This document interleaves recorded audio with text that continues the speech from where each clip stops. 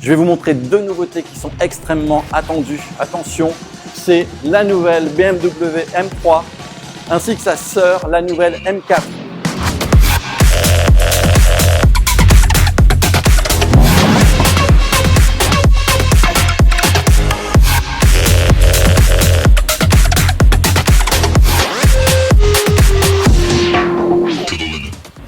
La M4. Alors c'est la même chose que la M3 sauf que c'est coupé, c'est la même motorisation, ce sont les mêmes options, il y a moins de place à l'arrière. Elle est d'un verre qui est superbe qui s'appelle Isle of Man, qui est le verre de présentation. À propos de motorisation, alors qu'est-ce qu'il y a de neuf? On reste sur un 6 cylindres biturbo 3 litres. La puissance augmente par rapport à la génération précédente. On commence, il y a trois versions en fait. La première version c'est 480 chevaux, 550 Nm de couple. La petite spécificité de cette version c'est qu'il est possible de l'avoir en boîte manuelle 6 rapports, ce qui est toujours sympathique. Après on passe en boîte automatique 8 rapports à partir de la deuxième version. La deuxième version c'est 510 chevaux, 650 Nm de couple, c'est cette version. Les phares sont aussi tout à fait jolis. C'est cette version, ce sont des versions compétition. Et enfin, il y aura une troisième version qui apparaîtra 6 mois plus tard, sachant que cette M3 et cette M4 vont être sur le marché en mars 2021. 6 mois plus tard, il y aura la version avec la possibilité d'avoir 4 roues motrices. Ça, c'est tout à fait neuf pour la série 3. C'est une petite révolution parce qu'elle est quand même très connue pour son mode propulsion et le fait qu'elle soit joueuse. Et là, c'est intéressant parce que c'est un choix. Ça veut dire qu'on aura la voiture, en appuyant sur un bouton, on passe de 2 roues motrices à 4 roues motrices si jamais on veut jouer ou si jamais on veut la sécurité de 4 roues motrices. Les performances, c'est pas mal. Le 0-100 km/h, on passe pour la première version de 480 chevaux, c'est du 4 secondes 2. Pour la seconde version, celle-là, la compétition de 510 chevaux, c'est du 3 secondes 9. Et on n'a pas encore exactement les chiffres pour la version 4 roues motrices, mais on parle de 3 secondes 6. Je vous montre rapidement l'aspect esthétique. Qu'est-ce qu'il y a de neuf? Le plus marquant, c'est la nouvelle calandre qui est beaucoup plus grande, qui est la nouvelle signature de BMW. Très polémique, on aime ou on n'aime pas. Moi, j'aime en fait en voyant ça de vrai. Les renfoncements ici qui sont tout à fait sympathiques. On a ici des ouvertures tout en carbone qui rafraîchissent les freins. La signature lumineuse en L est aussi neuve, avec ces éléments bleus qui montrent que ce sont des lumières laser qui permettent de voir jusqu'à 600 mètres au lieu de 300 mètres et qui s'adaptent aussi automatiquement pour ne pas éblouir les conducteurs qui sont en face. Les jantes sont aussi neuves, 19 pouces à l'avant, 20 pouces à l'arrière. Les rétroviseurs, ils sont typiques des M, tout en carbone.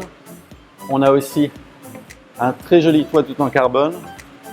Les signatures lumineuses sont différentes avec un effet 3 dimensions comme sur la M5. Il y a ici un béquet qui est en carbone. Là, il y a un diffuseur tout en carbone ainsi que 2 fois 2 pots, ce qui est typique pour les M. Ce que j'apprécie beaucoup, c'est que cette voiture, elle est élargie de 3 cm et elle est polyvalente. Forcément, c'est le propre des M depuis 1985. On va voir l'intérieur.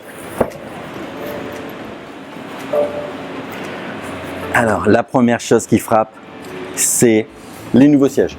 Avec un élément carbone là, avec un arrière tout en carbone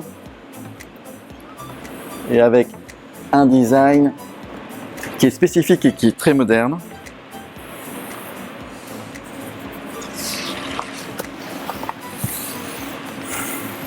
On a toujours les boutons raccourcis M1, M2 et ici on a le M mode Road, Sport, Track. Donc Track, c'est un mode qui est neuf, qui permet donc de faire du circuit avec qui personnalise aussi bien la réponse moteur que les suspensions. Et voilà, c'est un mode qui est spécifique, sachant que, bien sûr, ce qui est intéressant, c'est la polyvalence, particulièrement pour la M3, qui est une familiale finalement, qui permet de rouler sur route normale ou bien alors sur circuit selon son envie. Je suis impressionné par ces voitures. Elles changent beaucoup par rapport à la génération précédente. Et aussi par rapport au modèle classique. Entre la série 3 et la M3, on a même l'impression que c'est une autre voiture, avec cette calandre qui est différente, avec les ailes qui sont élargies. Bonne nouvelle aussi, le son change. Le son est plus fort dans cette génération que la génération précédente. Ce qui est quand même un sacrément bon point, puisque normalement de génération en génération, à cause des normes, eh bien, on a de moins en moins de son et c'est tout à fait dommage. Et en termes de plaisir de conduite, c'est à voir, mais bon, on dit déjà qu'elle serait plus stable par rapport à la génération précédente, qu'il faudrait la pousser plus loin pour décrocher l'essieu arrière et qu'il y aurait aussi plus de motricité. Enfin, toujours dit, je vais le tester ça, je vais vous dire lorsque j'aurai eu l'occasion.